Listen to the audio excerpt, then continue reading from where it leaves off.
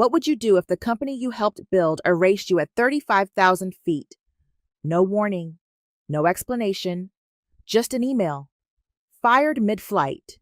Moments after closing a $1.5 billion international deal you spent 10 months crafting. Would you fight back? Or would you disappear and make them feel your absence louder than your voice ever could? This is the story of Celeste Morgana, quiet strategist, a fixer, the woman they always called when the stakes were too high to fail. But when her victory started making the wrong people uncomfortable, they didn't promote her. They tried to replace her. And when that didn't work, they tried to erase her. But what they didn't know was Celeste had already started building something stronger, something smarter. And when the moment came, she didn't explode. She executed. This isn't a story about revenge. It's a story about reclaiming power silently. If you've ever been overlooked, underestimated, or erased, this one's for you. Tap like, share, and subscribe, and let's begin. The email arrived at 2:32 am. Exactly 12 minutes after takeoff. Outside my window, the last lights of Sao Paulo were fading into the dark curve of the earth. The cabin lights had dimmed. People were settling in. Flight attendants whispered about snacks. Business travelers pulled on their eye masks, trying to block out time zones and deadlines. And I sat frozen in seat 4A, reading a single subject line over and over. Termination notice. Effective immediately. At first, I thought it was a mistake, a glitch, maybe an old draft from HR that somehow got triggered by the Wi-Fi. I blinked hard, refreshed the screen, but the words didn't change. They were sharp, precise, final. Your employment with Everentech is hereby terminated. Effective immediately. Your access credentials have been revoked. Please do not return to company property or engage with clients on behalf of Everentech. That was it. No call, no warning, no gratitude. Just execution sent by email. 35,000 feet in the air. I looked around. No one else had any idea. Everyone else was blissfully unconscious, tucked into blankets, cradling glasses of wine, or flipping through in-flight entertainment. One man 2 rows ahead had already started snoring. Another across the aisle was using a napkin as a makeshift eye mask. But I was suddenly weightless. Not physically, not in the floating above the clouds kind of way, weightless in the soul. Like everything I had built every early morning, every emergency flight, every client pitch had just been cut away from me without a sound. No fire alarm, no shouting match, just a quiet erasure. And the cruelest part, I had just closed the biggest deal in company history. 10 months, 3 continents, over 130 hours of meetings and negotiation. A multinational cloud integration valued at $1.5 billion over 7 years. I had pulled together 3 telecom giants, Telvox from Japan, Corcom in the UK, and NetBrazil from Brazil, into a single strategic alignment. I hadn't just contributed to this deal. I had built it, brick by brick, meeting by meeting, midnight call by midnight call. And now I was just deleted. No, not deleted. That's too clean. Silenced, as if the sound of my voice no longer mattered, as if my presence was suddenly a threat that needed to be scrubbed. I swallowed hard and closed my company-issued laptop. Then, quietly, deliberately, I reached under my seat, pulled out a matte black device, slightly scratched along the edge, unbranded, and air-gapped. I cracked it open. This one wasn't registered to Everentech. They didn't know I had it, and that's because they weren't supposed to. The boot screen flashed softly in the darkness. My fingers moved automatically. Encryptions, firewalls, second-factor keys. I logged in with muscle memory. The files I needed. all there. Contracts, call summaries, draft proposals, alternate scenarios. I didn't copy them illegally. Months ago, legal had approved private backups for any strategic deal conducted across borders, standard risk protocol, and I followed protocol religiously because I was always the one who played by the rules, who covered for everyone, who worked weekends without complaint, who kept the team breathing during breakdowns, who never asked for a headline or a plaque on the wall. But now I realized they weren't afraid of what it'd done. They were afraid of what I could become if I ever stopped playing small. I took a breath, held it, and let the insult sink in, not like a knife, but like a key, because something in me was unlocking. They thought they had fired me, but what they really did was free me. This wasn't the end of my story. It was just the point where I stopped telling it under someone else's name. It wasn't always like this. There was a time I believed in Tech, not the building or the brand, but what it stood for. Before the boardrooms got colder and the handshakes more performative. When I first joined, Tech was a scrappy software firm clawing its way toward relevance, lean, hungry, filled with people who didn't care about titles, just solutions. I was 26 then, fresh from 2 degrees, 3 internships, and a rejection letter from a company I now outranked. They brought me on as an analyst in strategic initiatives. I said yes before I understood what that even meant. For the next few years, I lived out of airports, chased acquisitions across borders, and got real comfortable sleeping in hotel conference rooms. I wasn't brilliant back then, just relentless. I kept my head down, my badge visible, and my results undeniable. By year 6, I was leading turnaround strategies in 3 markets. By year 10, I was the one they called when everything else had failed.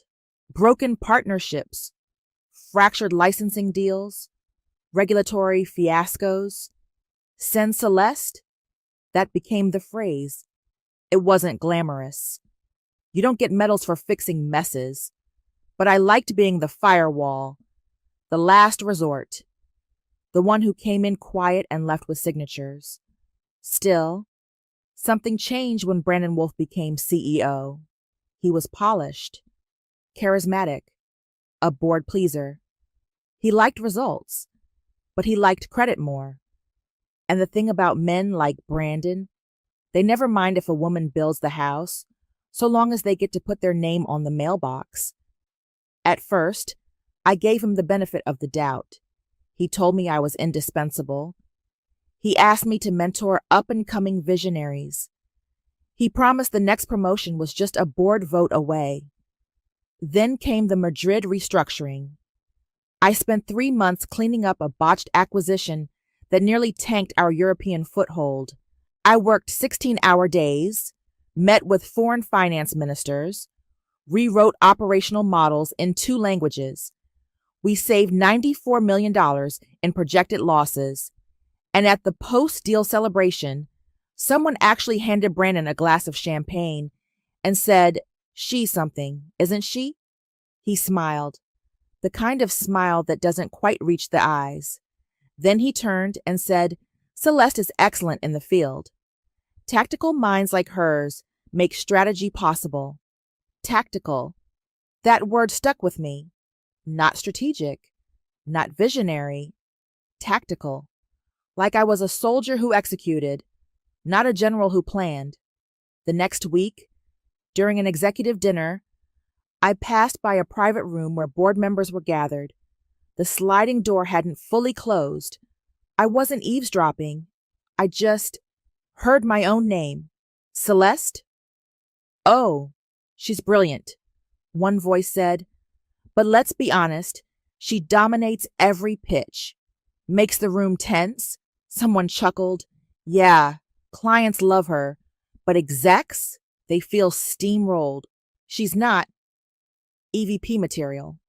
Too polished." too direct. I stood there, holding a project portfolio I had spent 6 weekends perfecting.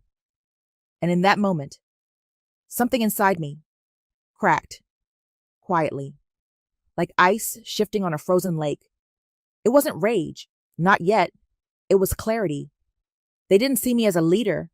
They saw me as a tool efficient, effective, but best kept out of the spotlight. Someone to send in when things went wrong, not someone to reward when things went right. That night, I didn't go home. I went to a 24-hour diner off Lexington Avenue, ordered coffee, opened my laptop, and I started outlining something else. Not a resignation letter, not revenge, just a contingency, a shape forming in the dark, something I could build if when the respect I earned stopped being returned. Because loyalty is a two-way bridge, and somewhere between Madrid and that sliding boardroom door, mine had begun to collapse. The first time I met Isla Wolf, she was standing in the middle of the executive lounge looking completely lost. I had just flown in from Dubai, red-eyed, jet-lagged, and halfway through drafting a merger memo. She was fresh off the elevator with a Hermes bag and the kind of confusion that said, "I've never been in a real boardroom before." She smiled, too wide, too practiced. "Hi, I'm starting today.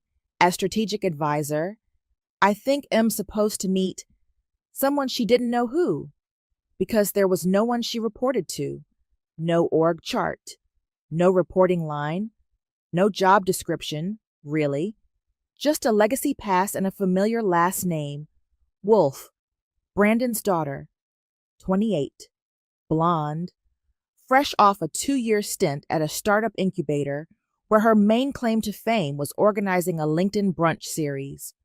No operational background, no tech experience, but she was now advising strategy. I introduced myself, offered to walk her through some of our regional projects. She seemed grateful, eager, almost charming, and I told myself, she's new, she'll learn, help her. That was my mistake. 3 months later, we were preparing for a live client demo with a sensitive cross-market data set. Isla insisted on leading the walkthrough. Despite my hesitation, despite my note that the portal was still in sandbox mode and had flags on third-party filtering, she smiled that same polished smile and said, "Don't worry, Celeste, I've got it." 10 minutes into the demo, a panel of executives from a major Singapore partner saw personal user data flash across the screen. Not mock data, not sample, real metrics. The fallout was immediate. Legal went nuclear. Marketing froze. And Brandon. He called me from his car, voice low, almost apologetic. "Clean it up."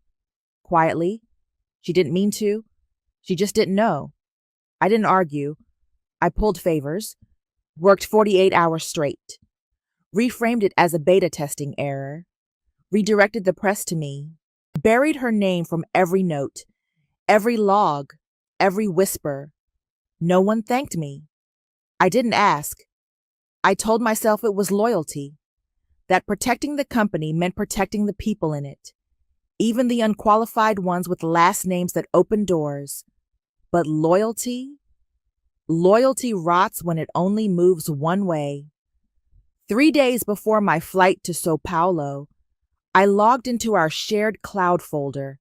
I was finalizing the Trident pitch deck, the one I'd spent weeks refining. Revenue projections, infrastructure alignment, sovereign data compliance. The structure was mine from start to finish, but something was off. The author tag on the file, Isla Wolf. At first, I thought it was a mistake. Maybe she downloaded it and accidentally saved over the metadata. But then I clicked through. She had edited the font, softened some headers, added a few vague phrases like cross-tier synergy and next-gen readiness. But the spine, the argument, the flow mine, every number, every timeline, every calculated concession, and her name was stamped at the top.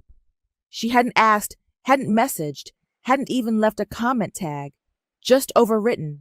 Silently, I sat there in my apartment that night, lights low, laptop open, staring at the screen, and the internal war began. Do I confront her?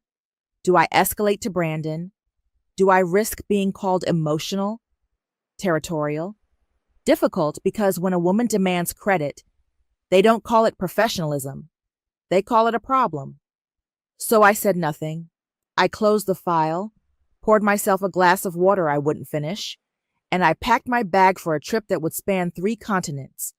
I told myself it didn't matter, but it did. It mattered every time someone praised Isla's sharp clarity, every time Brandon CC'd her on emails I used to get alone, every time I sat across from executives who were quoting my strategy from her mouth. I had protected her, saved her reputation, carried her error, and now she was rewriting the narrative with my voice and her initials. That's when I knew they weren't just using me. They were preparing to replace me, not because I had failed, but because I had won too often, too visibly, too uncomfortably.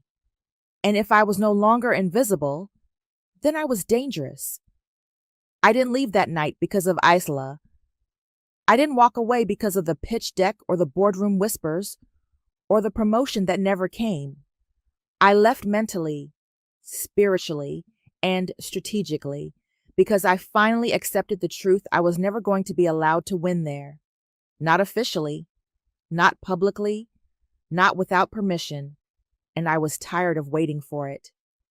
The night after I closed Isla's version of my Trident deck, I sat at my kitchen table, staring at a list I'd started 6 months earlier. At the top, in plain Arial font, was one word Lunaris. No logo, no pitch, no press release, just a name. A moon. A quiet thing that lights the dark. It started as a hypothetical. What would it look like to build something better? A company without posturing, without gatekeeping, without the rotted ceilings I kept smashing my head against. I had started small, a legal structure, encrypted file storage, 3 phone calls to 3 people who'd once said, "If you ever start something, call me first." They all said yes. Raheem Silver, a systems architect I'd mentored during a failed smart grid project in Barcelona.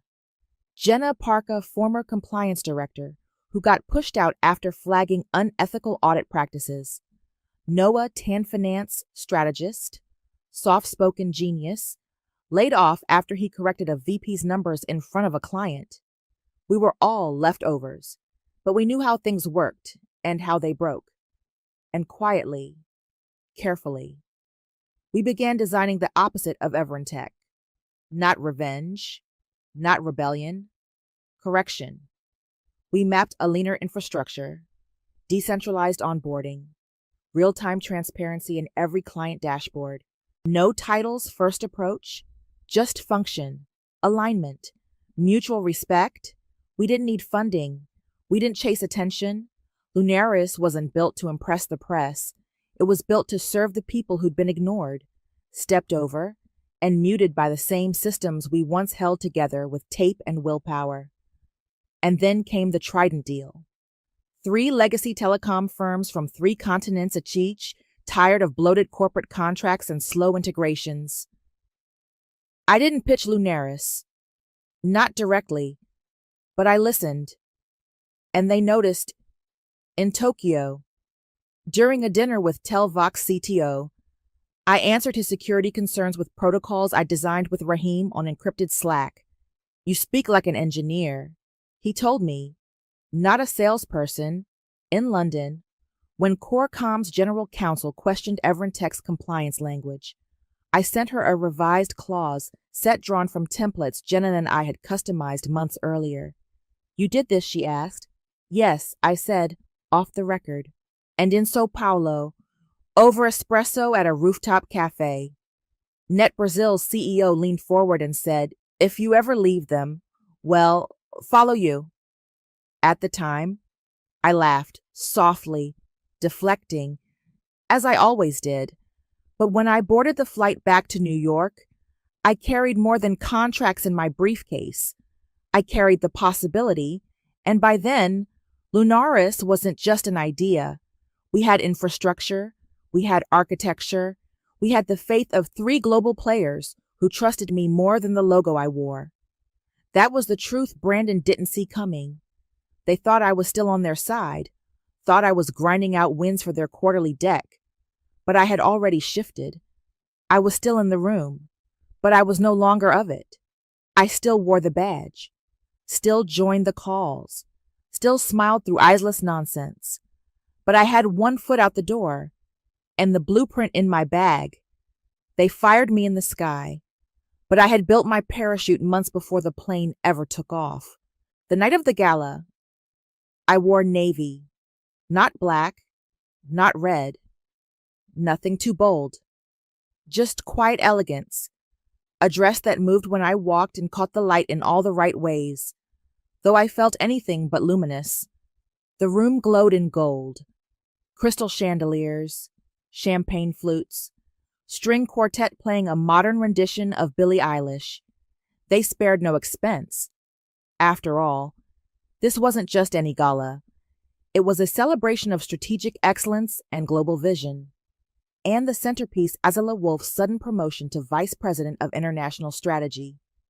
The same department I had built, from scratch, over a decade, while living out of hotel rooms and time zone confusion. Now she was being honored as the face of our global future. There were posters, PR packets, even a short video montage with soft piano underscoring phrases like fresh perspective and visionary agility. She stood under the lights, radiant, her blonde hair curled just enough to look effortless, a navy sheath dress that matched mine a little too closely, and a voice perfectly trained to say everything without revealing anything. "Thank you all," she said into the mic, her smile pristine. "It's an honor to take on this new role and continue expanding our global partnerships with clarity, care, and cross-regional momentum." Clarity, care, momentum.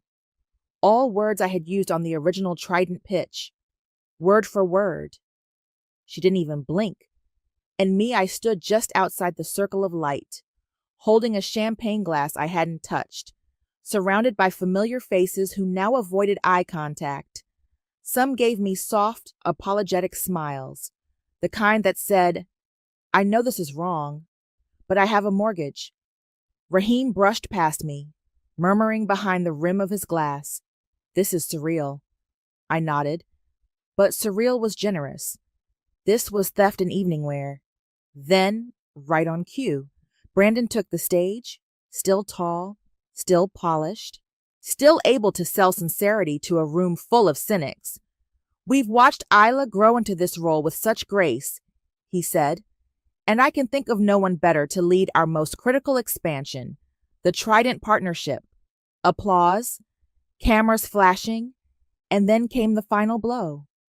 To ensure seamless transition, Isla will be shadowing Celeste on the upcoming international leg as she prepares to assume full ownership of the Trident rollout. I froze. Not externally. Externally. I smiled, but inside, I went cold, shadowing me as if I was a mentor, as if I had agreed to train the woman who erased me. I took a sip of the flat champagne just to give my hands something to do. And that's when Isla approached, all warmth, all performance. "Celeste," she cooed, "we have to find time to walk through the Sao Paulo architecture before the summit. I'm still catching up on the European piece." I smiled gently. "You should," I replied. "They tend to ask tough questions." She laughed, tossed her hair. "Well, I'll just point them to you. You always know what to say." That's when I knew. She really thought I would still carry her, even now, even after all of it. What she didn't know was she wasn't going. I had already changed the itinerary. My flights were rerouted. My calendar, unshared. My access to internal systems, still active until I let it expire. Brandon and Isla thought I'd be leading the next round of client sessions with her in tow, but by the time they realized she hadn't boarded any of those flights, it would be too late. Because the clients weren't waiting for Isla. They were waiting for me. Not for the brand, not for the building, not for Everin Tech. For me. I was somewhere over the Atlantic when it happened. The email hit at 2:32. Cabin lights dimmed, so Paolo twinkling into darkness below. At first, I thought it was turbulence, but it was just Mimi pulse slamming through my ribs as the subject line burned into my eyes. Termination notice. Effective. Immediately. No introduction. No thank you. No voice. Just erasure. They didn't even wait until I landed. Didn't have the decency to look me in the eye. They fired me midair. Silently. Efficiently. As if I were nothing more than a checkbox on someone's Monday agenda. 1 minute I was finalizing the final draft of the Trident contract. The next, I was locked out of the server. Then my Slack. Then my email. Then my calendar went blank. And finally, your credentials are no longer recognized by this system. I stared at the screen. My fingers hovered. I didn't curse. I didn't cry. I didn't even sigh. Because I had prepared for this. Weeks earlier, I'd followed internal protocol and requested a legal backup of all Trident deal materials, citing jurisdictional requirements for cross-border negotiations. Finance and legal had signed off. I had it all, contracts, amendments, transcripts, client notes, decision matrices, all secure, all encrypted, all mine. They thought firing me would delete my influence. But the irony, the only reason those clients were still at the table was me.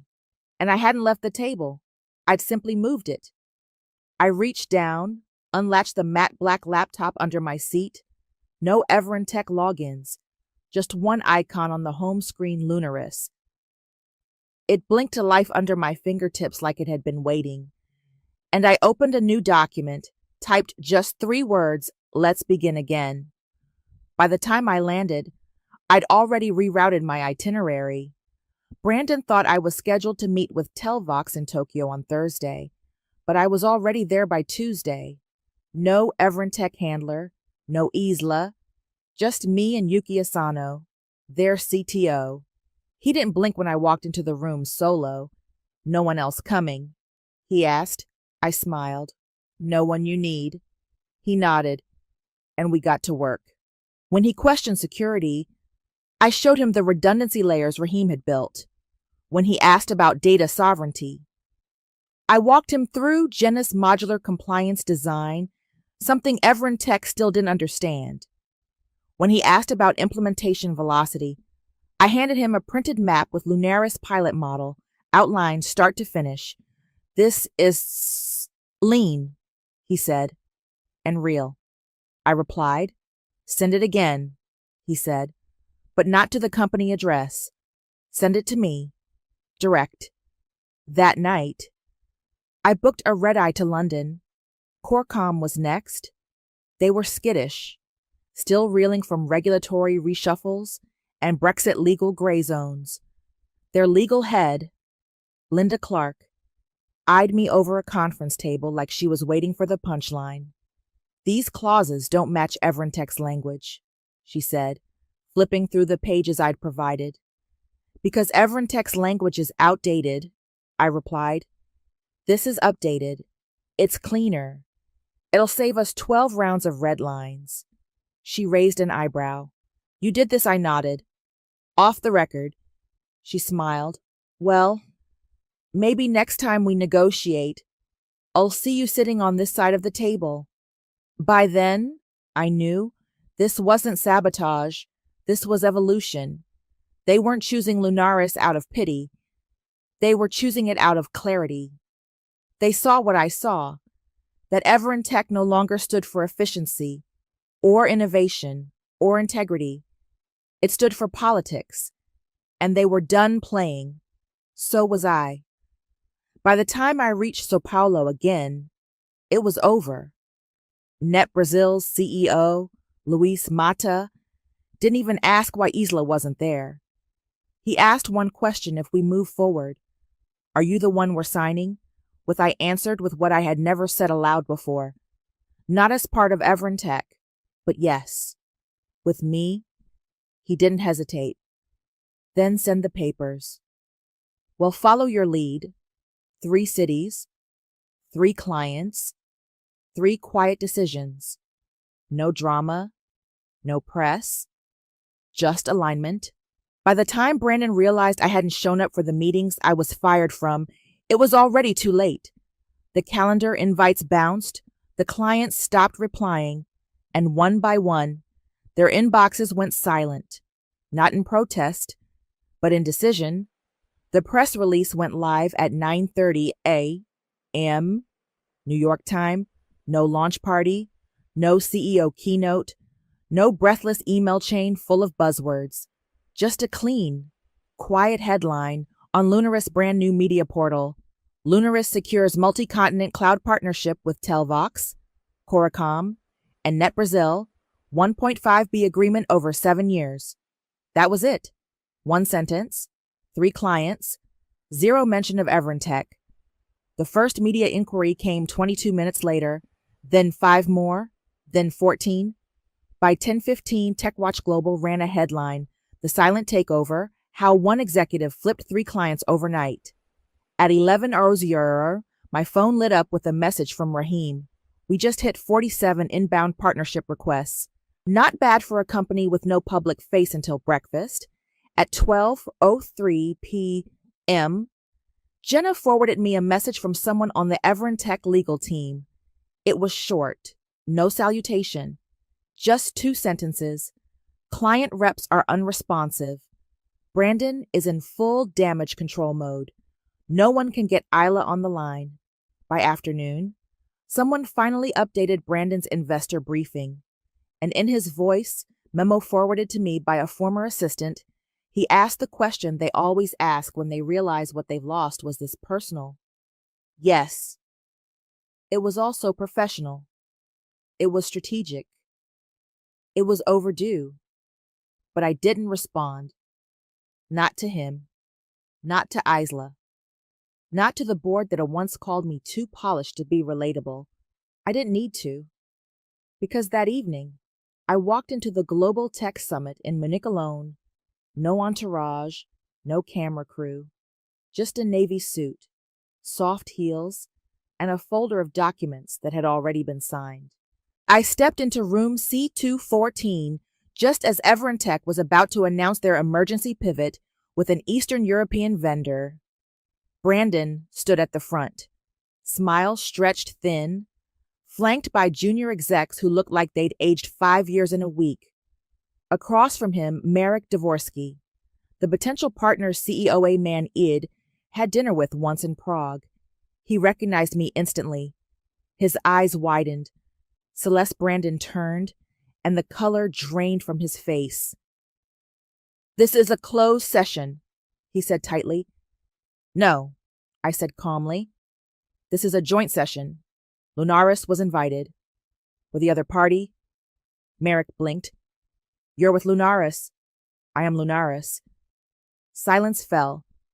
Brandon's jaw clenched. "You really want to work with someone who walks away mid-deal?" I held his stare. "I didn't walk away. I rebuilt the deal you tried to steal. Without you." Then I turned to Marek and laid out our infrastructure blueprint, tailored, lean, proven. I saw it in his eyes. He didn't need more convincing. He looked at his legal advisor. "Well, proceed with dual review. Lunaris model as the lead." Brandon took a half step back. For the first time in a decade, he looked small, and I didn't gloat. I didn't smile. I simply said, One condition: you're not involved. I don't deal with people who fire their architects mid-flight. Merrick nodded. Brandon left the room in silence. By sunset, the room was mine. Not because I shouted, but because I had shown up, fully, completely, unapologetically. The next morning, I walked into Lunara's headquarters for the first time. Our name was etched in brushed steel just past the glass entryway. No footnotes, no buried credits. Just 3 words: founded by Celeste Morgan. I stood in front of the plaque, fingertips grazing the metal, and I thought about every proposal I'd written where someone else's name got top billing. Every collaboration where I did the work and someone else presented the slide. Every time I had swallowed my voice to protect a system that had never protected me. Now, the system was mine, not a throne, a table, wide enough for all the people they tried to erase. Raheem was already in the boardroom when I stepped in, typing quietly. Jenna was unpacking a gift 3 bonsai trees sent from Yuki in Tokyo, 1 for each continent we now served. Noah had just confirmed Net Brazil's implementation budget had landed. Clean, early, final. We had everything we needed. And more importantly, we hadn't just taken the deal. We'd taken back our names. They fired her in silence, but she answered with clarity. Celeste didn't raise her voice. She didn't beg to be seen. She let her presence speak louder than the noise that once buried her. And in doing so, she reminded all of us that being overlooked doesn't mean being powerless, that being erased doesn't mean you're gone, that some victories don't roar, they whisper and reshape everything. This wasn't just a story about a woman losing her job. It was about what happens when brilliance is punished because it shines too brightly, when leadership is rejected, not because it failed, but because it made others feel small. This was a quiet war against favoritism, gatekeeping, and the kind of boardroom politics that reward comfort over courage.